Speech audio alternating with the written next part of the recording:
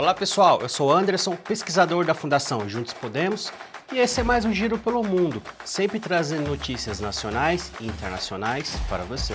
No vídeo de hoje a gente dá sequência ao nosso especial sobre a Copa do Mundo.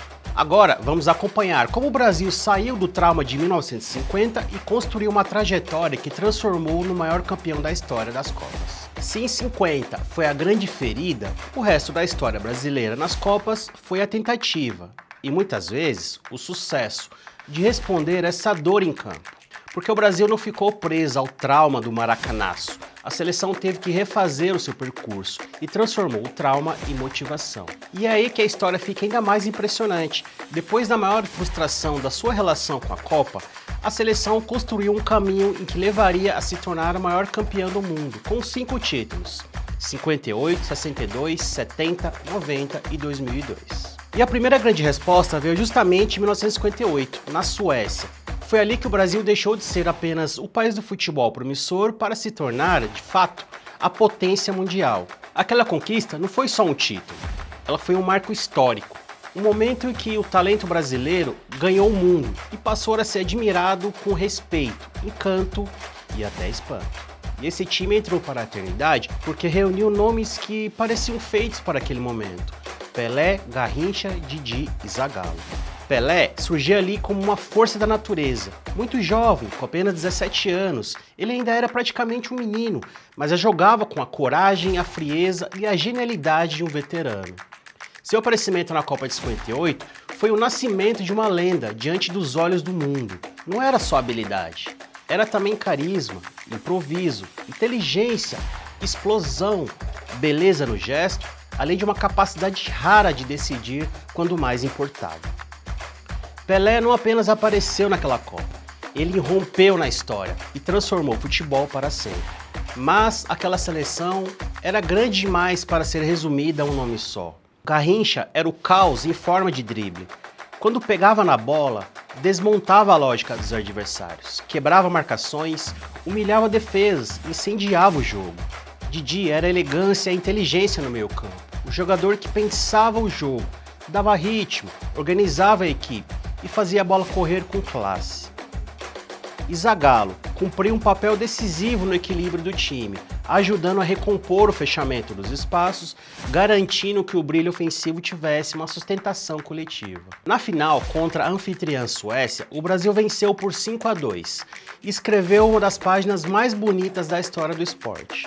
Pelé brilhou mais uma vez, com a ousadia de quem parecia não sentir o peso do mundo. Garrincha foi devastador, abrindo o caminho e destruindo a defesa sueca, com a sua imprevisibilidade.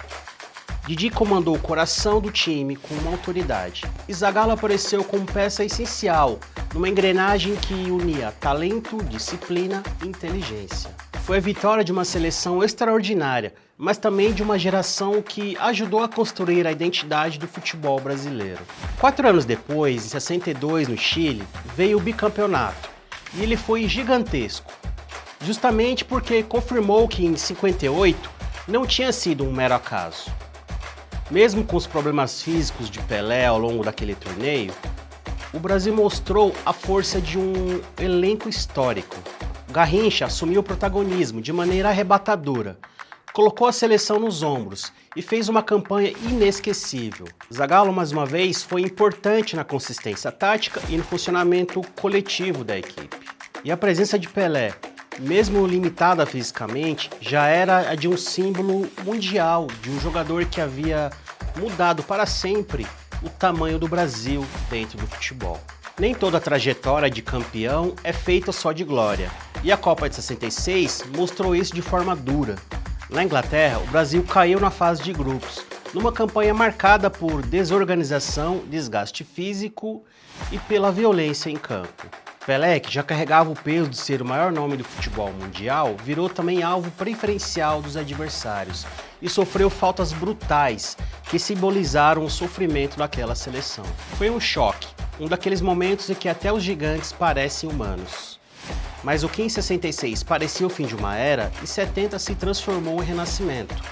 No México, o Brasil voltou ao mundo com uma seleção que misturava talento, inteligência e emoção, como poucas vezes se viu na história do futebol. Pelé reapareceu não apenas como craque, mas como um líder técnico e espiritual daquele time. E cada partida parecia revelar um protagonista brasileiro diferente, como se aquele elenco inteiro tivesse sido chamado a fazer história. Pelé decidia com genialidade. Jairzinho explodia em velocidade e coragem. Gerson pensava o jogo um segundo antes de todo mundo. Rivellini cantava com a sua canhota. Tostão costurava os espaços com inteligência rara. E Carlos Alberto surgia como uma imagem perfeita do equilíbrio entre técnica e liderança. Não era apenas um time vencedor, era um time que emocionava. A partida final contra a temida Itália por 4-1 foi coroada pelo histórico gol de Carlos Alberto, depois de uma jogada que até hoje parece uma obra de arte em movimento. Em 70, os jogadores do Brasil não apenas conquistaram o tricampeonato, eles transformaram o futebol em memória, talento e símbolo de uma geração inteira para a eternidade. Depois do tricampeonato, o Brasil entrou em um longo jejum de títulos, mas sem jamais deixar de ser o protagonista. Mesmo sem levantar a taça, a seleção continuou chegando, cercada de expectativa e revelando craques. Em 74, na Alemanha Ocidental, o Brasil terminou em quarto lugar. Já não era mais o esquadrão de 70. No entanto, ainda carregava o peso da camisa e a responsabilidade de representar a maior tradição do futebol mundial. Em 78, na Argentina, veio o terceiro lugar, numa campanha marcada por competitividade, talento e também pela sensação de que o Brasil seguia sempre por perto, mesmo quando o título escapava. Mas foi em 82, na Espanha, que nasceu uma das seleções mais amadas de todos os tempos.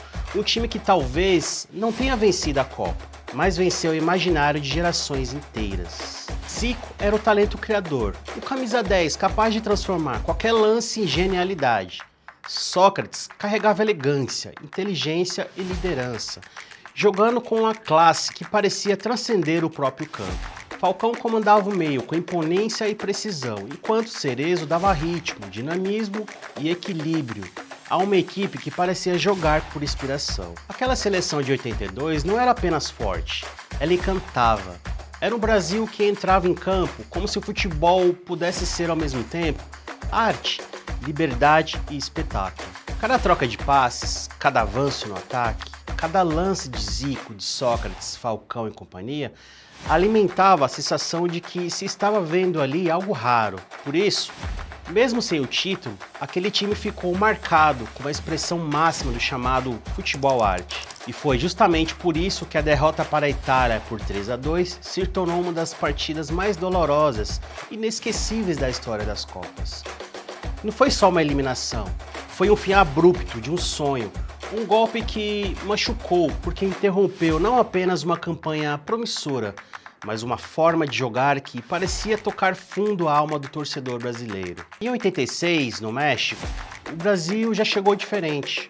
Ainda havia talento, havia nomes importantes, mas o encanto de 82 já não parecia a mesma forma. Zico continuava uma referência. Sócrates ainda simbolizava aquela era, além de outros jogadores que tentavam sustentar o peso da tradição brasileira. Mas o time caiu nas quartas de final para a França, nos pênaltis, numa eliminação amarga, marcada por tensão, frustração e pela sensação de que, mais uma vez, a taça ficava distante. E para tornar tudo ainda mais doloroso, o Brasil ainda viu a Argentina, a sua maior rival, se consagrar campeão. Em 90, na Itália, a frustração voltou cedo.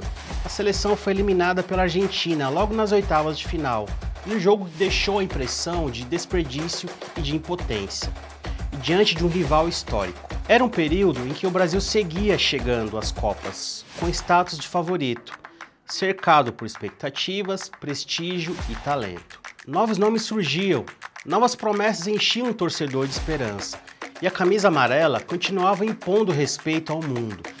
Mas havia um desencontro difícil de ignorar.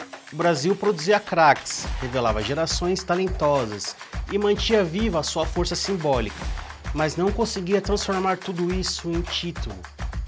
Em campo, o time muitas vezes parecia abaixo do que poderia render. Fora dele, o treinador era questionado, a imprensa pressionava, o torcedor cobrava. Era como se a seleção continuasse carregando um brilho imenso, mas ainda assim encontraram um caminho exato para voltar a ser a campeã. A volta por cima veio em 94, nos Estados Unidos, e aquele título carregava um peso imenso.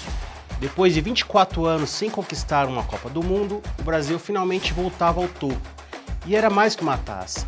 Era um fim de uma longa espera e retomada de um lugar que parecia fazer parte da própria identidade do futebol brasileiro. Naquela campanha, Romário foi um grande símbolo da seleção, decisivo, frio e brilhante nos momentos mais importantes.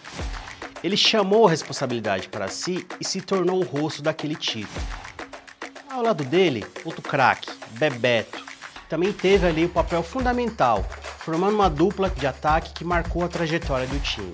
No meio e na defesa, grandes nomes como Dunga, Mauro Silva, Branco, Jorginho, Tafarel e Aldair deram equilíbrio, força e segurança a uma equipe que talvez não encantasse como outras seleções anteriores, mas que soube competir como poucas.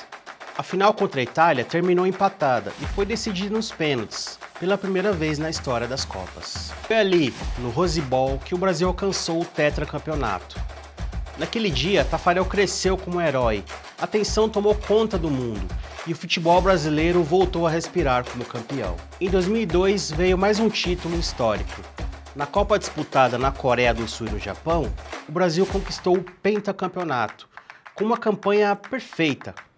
7 jogos e 7 vitórias. Foi uma seleção marcada por talento, velocidade e confiança. Ronaldo viveu a sua redenção definitiva. Rivaldo foi decisivo em toda a campanha. Ronaldinho Gaúcho espalhou genialidade e Cafu levantou a taça como capitão de uma geração que entrou para a eternidade.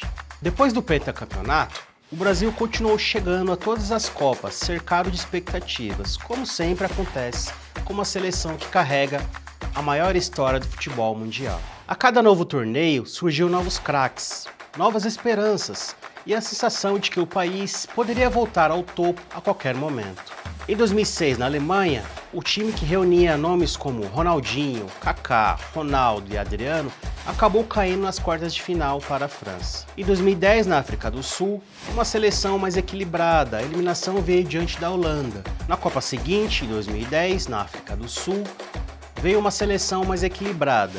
A eliminação veio diante da Holanda e novamente nas quartas de final. E então veio 2014 e veio em casa. Veio diante de estádios lotados, de um país inteiro mobilizado, de uma torcida que sonhava em ver a seleção campeã no próprio território. Aquela Copa carregava um peso diferente. Não era só a busca pelo Hexa, era também a chance de reescrever em solo brasileiro a lembrança dolorosa de 50. Por isso, cada jogo parecia maior, mais tenso, mais carregado de emoção. Mas foi justamente ali que o Brasil viveu um de seus capítulos mais traumáticos. Na semifinal contra a Alemanha, a derrota por 7-1 ultrapassou o campo e virou uma ferida histórica. O impacto daquele jogo foi tão grande porque atingiu não apenas o resultado, mas o imaginário de um país inteiro, jogando em casa diante do seu povo, com o peso da esperança nacional nos ombros. A seleção viveu uma noite que entrou imediatamente para a história do futebol mundial, como os momentos mais duros já enfrentados no Brasil nas Copas.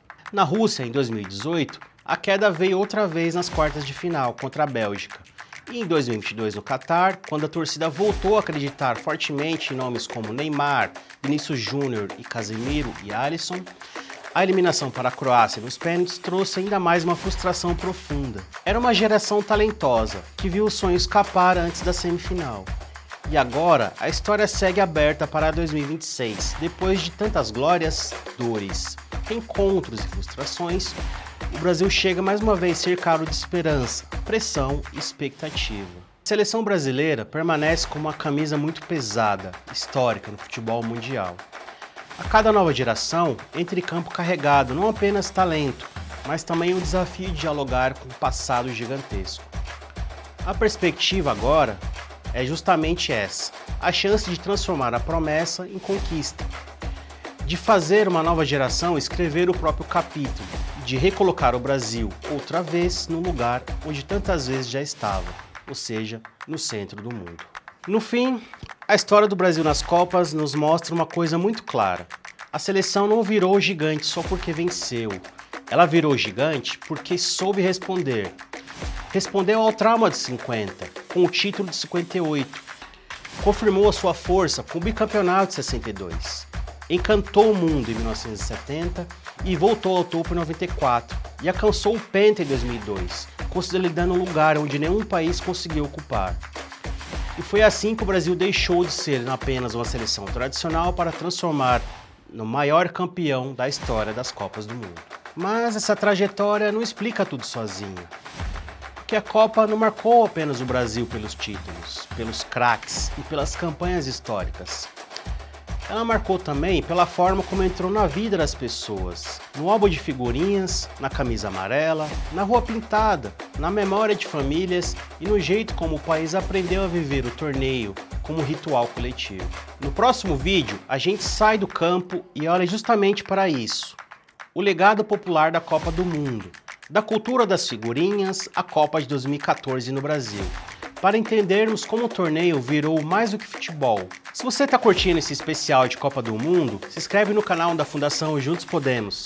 Acesse também nossas redes sociais e ative o sininho de notificações. Compartilhe o nosso vídeo. Obrigado por assistir e até a próxima.